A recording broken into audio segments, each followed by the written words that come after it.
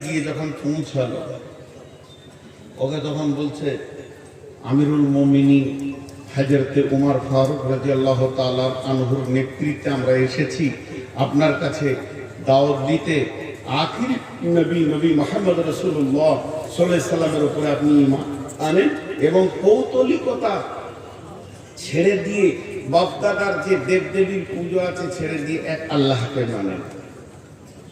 ডনকে বলছে তো ওই ডন যত পৃথিবীতে ছিল সাহাবীদের মতো কেউ ছিল না, কোনো ভয় নাই, দাওয়াত দিচ্ছে। তো ও তখন কি বলছে জানেন, মানা দুটো শর্ত, যদি মেনে নাও তুমি কালেমা পড়ে নাও। বলে শর্ত দুটো কি? বলছে এক নম্বর হচ্ছে উমার যত বড় রাজ্যটা চালাচ্ছে, যে বিশাল কেউ বলে 12 লক্ষ 18 লক্ষ বর্গ মাইল ধরে রাজত্ব চালাচ্ছে, এইটা অর্ধেক আমাকে দিতে হবে।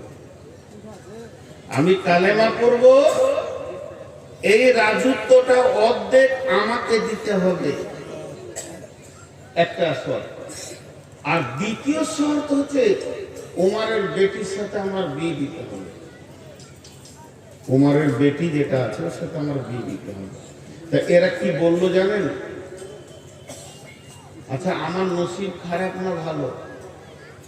এত বলো লোক ঘেনাও বলে না, রাগ করছেন নাকি আমার উপরে? এদিকে আমার ধ্যানে যেটা প্রশ্ন কিছু উত্তর দেন, আমার নসিব ভালো না খারাপ? ভালো নসিব আর কে জানবে।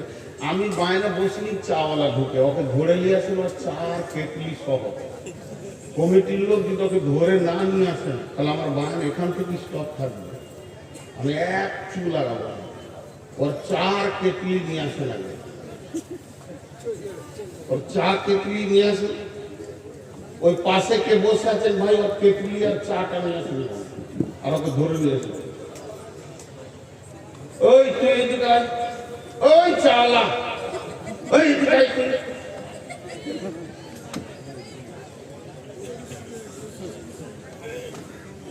ওকে চিনে রাখতো, বায়না শেষ ওকে আমি দেখা করবো, কাপ চা বেচার দরকার ভাঙি মাঝে বহরমপুর যা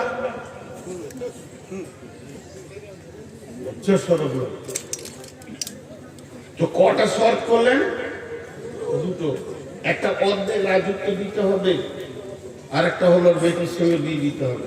এই দুজন এবার কি বলছে দেখেন, বলছে ভাই তুই যদি কালেমাটা পড়ে নাও, আশহাদু আল্লা ইলাহা ইল্লাল্লাহ ওয়া আশহাদু আন্না মুহাম্মাদান আবদুহু ওয়া রাসূলুহু, এটা যদি পড়ে নাও তো অর্ধেক রাজত্বটা ওমরকে বলে ব্যবস্থা করে দিব। কারণ একটা বিশ্বাস, যে লোকটা কালেমা পড়বে তো সঙ্গে সঙ্গে চেঞ্জ হয়ে যাবে, ও হারাম খাবে না, ঘোষ খাবে না, বেঈমানি করবে না, সব অটল হয়ে যাবে। তো ওকে রাজ্য দিতে কি অসুবিধা আছে? এইটা দায়িত্ব নিলাম। তো বিয়ের ব্যাপারটা তো ধরেন চয়েসের ব্যাপার আছে, তা ওইটা কি হবে কি জানি, এটা কি হবে কি জানি। তো তুমি থাকো, উমারকে জিজ্ঞেস করে আসো। একজনকে কালেমা পড়ানো তো কত মেহনত, 2 জন বেরিয়ে গেল, উমারের কাছে আবার চলে আসছে। উমার বলছে খবর কি, যার জন্য পাঠিয়েছিলাম খবর কি? 2 জন বলছেন আমিরুল মুমিনিন খলিফাতুল মুসলিমিন, যে ডনের কাছে আমাদেরকে আপনি পাঠিয়েছিলেন সে এই মর্মে ঈমান আনবে, 2খানা শর্ত করেছে, সেই শর্তের উপরে সে ঈমান আনবে। 1 নম্বরে বলেছে অর্ধেক রাজত্ব তাকে ছেড়ে দিতে হবে, সে শাসন করবে। আর 2 নম্বর শর্ত হলো আমিরুল মুমিনিন আপনার মেয়েকে সে বিয়ে করবে। উমার বলছে তুমি কি বললে, তোমরা কিছু বলেছ? বলেছে। কি বলেছ? অর্ধেক রাজত্বটা কোন রকম বুঝিয়ে পারিয়ে, অসুবিধা হবে না, তবে বিয়েটা চয়েসের ব্যাপার আছে। হযরত উমর বলছে আমার দিলের কথা শোনো, অর্ধেক কেন যখনই কোন মানুষ পাক্কা ইমানদারি প্ল্যাটফর্মে এসে যাবে, তাকে সমস্ত রাজত্বটা আমি উমার ছেড়ে দেব, কোনো ডিস্টার্ব নাই। সে তো চালাবে আল্লাহ এবং রসুলের তরিকায়। এক নম্বর গেল। বিয়ে শাদীর ব্যাপারে কেন শুনলাম? মেয়ে তো আমার, তবে আমি বলছি একটা কালেমা পড়া ইমানদারকে মেয়ে দিতে উমারের এক সেকেন্ড আটকাবে না, সঙ্গে সঙ্গে বিয়ে পড়িয়ে দেব। যাও তোমরা তাকে কালেমা পড়তে বলো। তাহলে ইমানদারের প্রতি ভরসা কত?